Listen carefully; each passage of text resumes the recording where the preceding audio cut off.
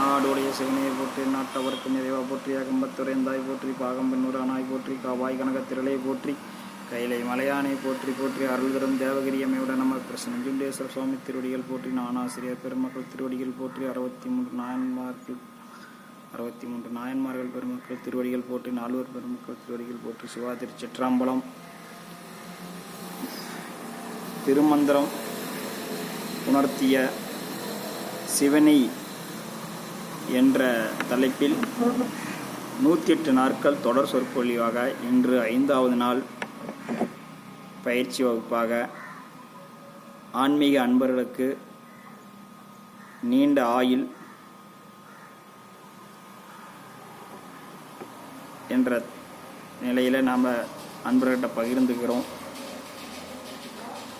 நாம் வாழ்கிற வாழ்க்கையில் உடல் ஆரோக்கியமாக இருக்க வேண்டும். உடல் ஆரோக்கியமாக இருந்தால்தான் கோயில் வழிபாடு சிறப்பாக நடத்த முடியும். கோயில் வழிபாடு முழுமை பெற்றால்தான் ஒரு ஆன்மா இறைவனை போய் சென்றடைவதற்கு ஒரு அடிப்படை காலங்கள் தேவை.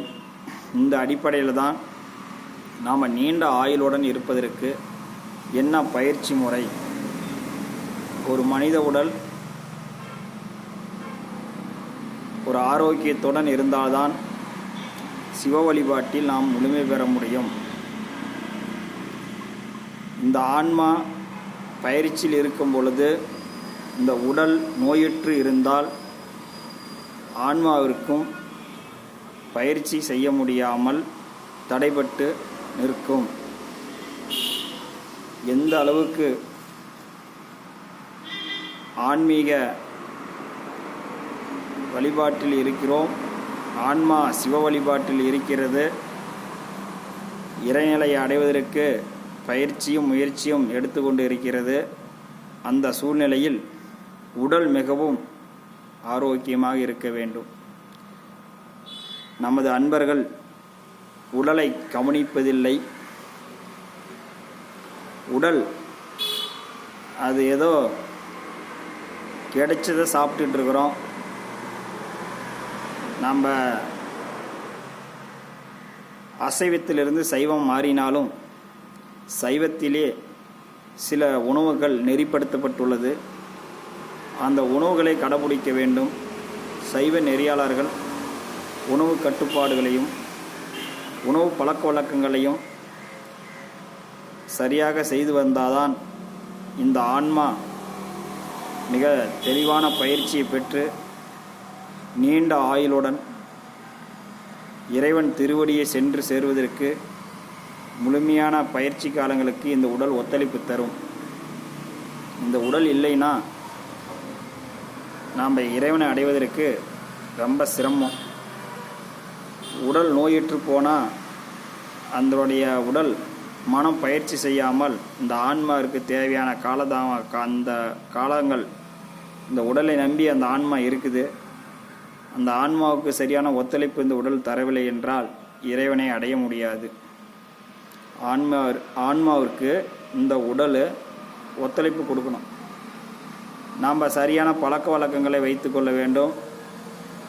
இடத்த கொடுத்தாலும் சரி, வாய் இருக்குது அப்படின்னு உள்ளே தள்ளிக்கிட்டே இருக்கக்கூடாது.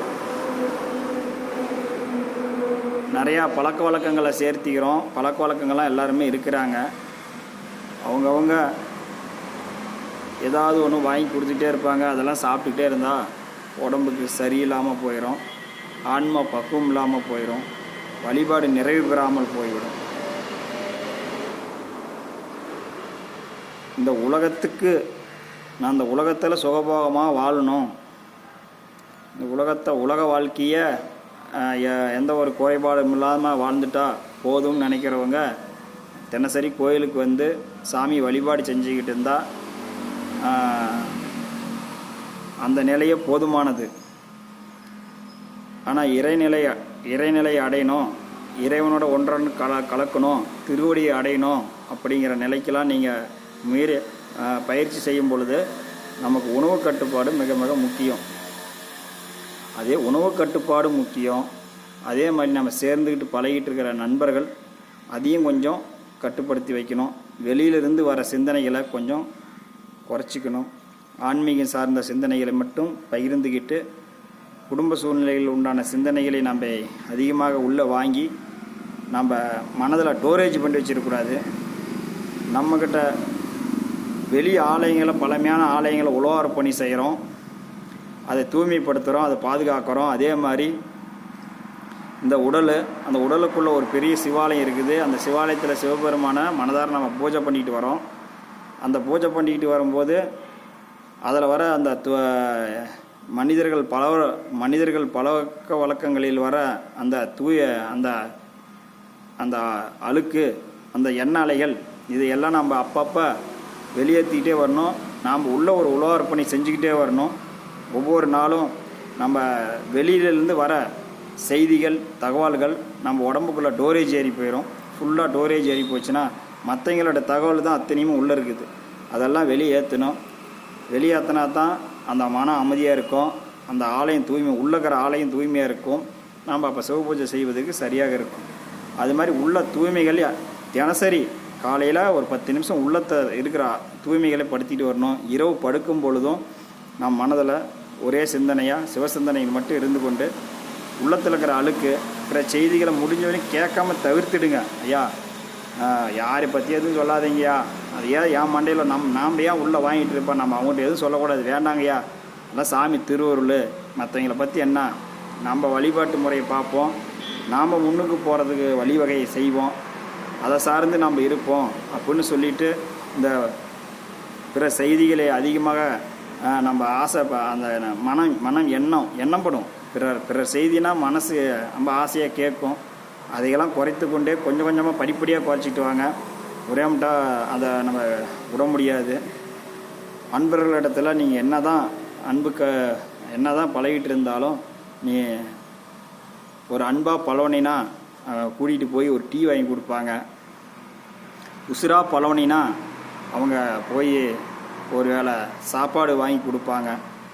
உசுராக பழகிட்டு இருந்தோம்னா பாப்பா சாப்பிட்லாம் அப்படின்னு சொல்லி ஒரு நாளைக்கு சாப்பாடு வாங்கி கொடுப்பாங்க.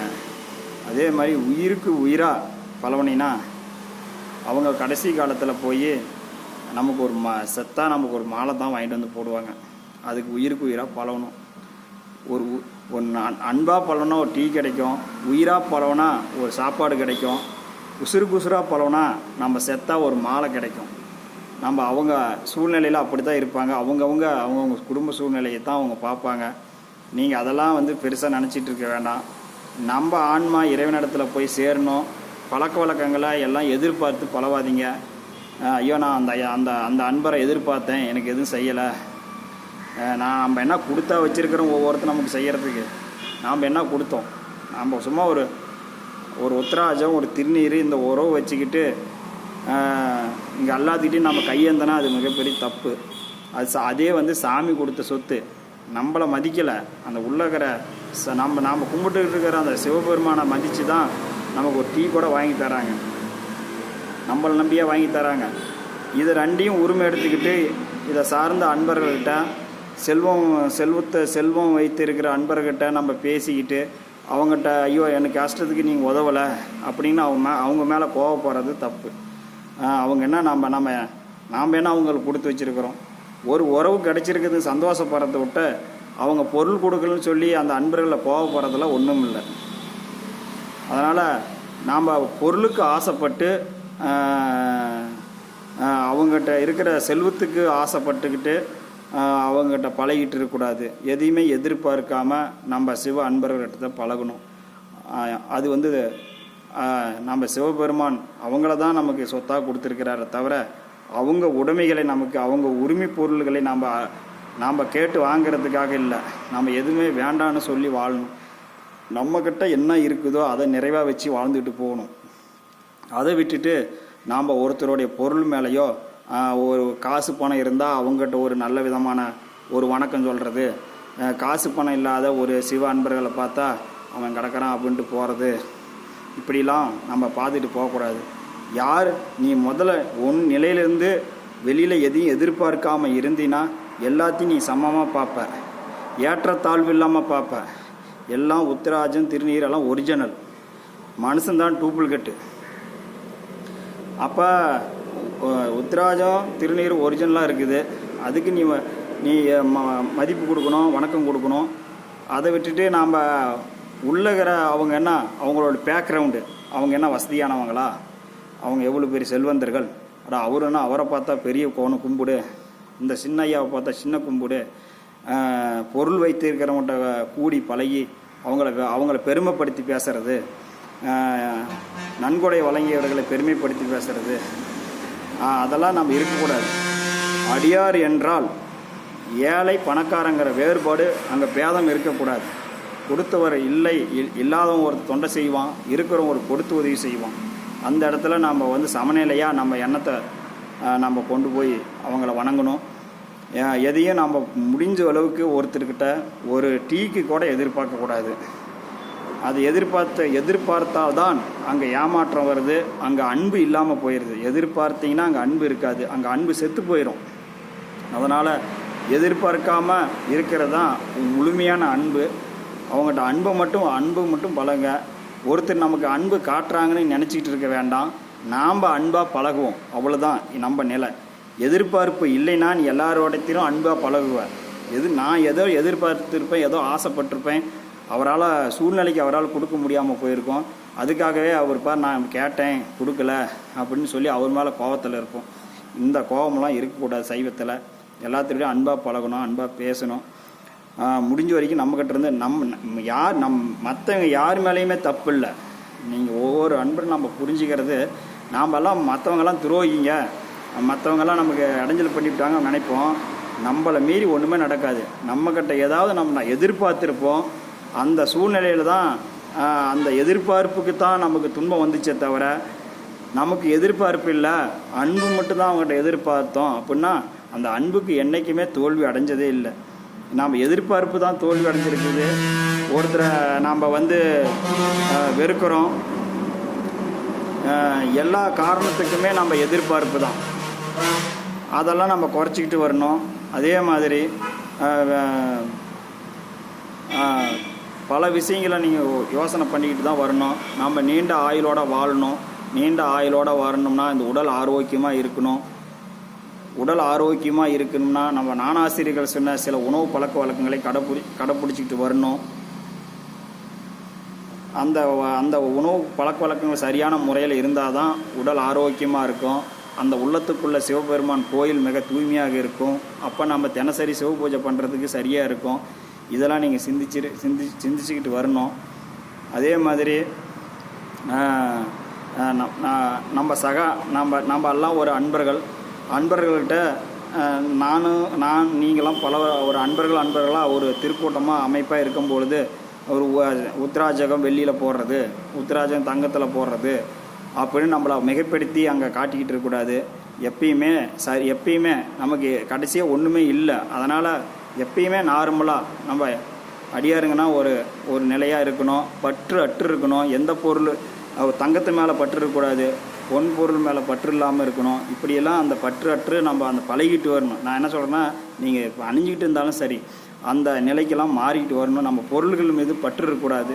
இப்போ நான் ஒரு 5 பவுனில் இந்த உத்தராஜா போட்டிருக்கேன்னா, நான் பழகிட்டு இருக்கிற அன்பர்கள் சாமி பேர் அவருக்கு 5 பவுனில் கொடுத்துருக்கிறாரு, எனக்கு வெறும் உத்தராஜ் தான் போட்டுக்கிட்டு இருக்கிறேன் அப்படின்னு நம்ம அன்பர்களுக்குடைய அவங்களுக்கு ஒரு தாழ்வு மனப்பான்மை நம்ம உருவாக்கக்கூடாது. நம்மக்கிட்ட செல்வம் இருக்குதுன்னு மற்றவங்கள்ட்ட காட்டக்கூடாது. அது இறைச்செல்வம், இறை ஆற்றல்களை தான் நம்ம வெளிப்படுத்தணுமே தவிர நம்மக்கிட்ட பொருள் இருக்குது, நம்மக்கிட்ட செல்வம் இருக்குது, நீ ஒரு நல்ல குணம் உள்ளவன் அப்படின்னு சொல்கிறதுக்கு உன்னுடைய குணம்தான், உன்னுடைய அன்பு தான் முக்கியம். உன் பொருளையோ நீ தங்கத்தில் போட்டுக்கிட்டு உன்னுடைய அணிகலங்களை பெருசாக பண்ணிக்கிட்டு நீ ஆடம்பரத்தை காட்டிக்கிட்டுலாம் எவனும் மதிக்கிறதில்ல. இப்போலாம் எல்லாம் சாதாரண நம்ம ஆளுங்களில் எல்லாம் உஷாராக இருக்கிறாங்க. இந்த நாம் இந்த சிவபெருமானுடைய இதை போட்டுக்கிட்டு பெருசாக நம்மலாம் காட்டிக்கிட்டு என்றைக்கெல்லாம் அன்னைக்கு காலம் வேறு, இன்றைக்கெல்லாம் நம்புறதுக்கு ஆள் இல்லை. அதனால் கொஞ்சம் நாம் அதெல்லாம் நம்ம நாகரிகமாக நடந்துக்கணும். சிவவேடத்தை சரியாக பயன்படுத்திக்கணும். இதெல்லாம் நீங்கள் சிந்திக்கணும். நம்ம இயற்கையாக ஒரு உத்தராஜம் போட்டுக்கணும். சாமி மேலே உள்ளே நீங்கள் போட்டுக்காங்களே சாமிக்கு தங்கத்தில் போடுங்க, வர்ணங்களை பண்ணு. நம்ம சக அடியார்கள் ஒரு மனம் அவன் ஒரு இல்லாதவன் கூட ஒரு சிவபெருமான் நேசிக்கிட்டு இருப்பான், அவனுக்கு ஒரு ஏக்கங்கள் ஏற்படும். இது மாதிரி சூழ்நிலைகளை நீங்கள் பார்த்து பழகணும். சிவா திருச்சிற்றம்பலம். மீண்டும் சந்திப்போம்.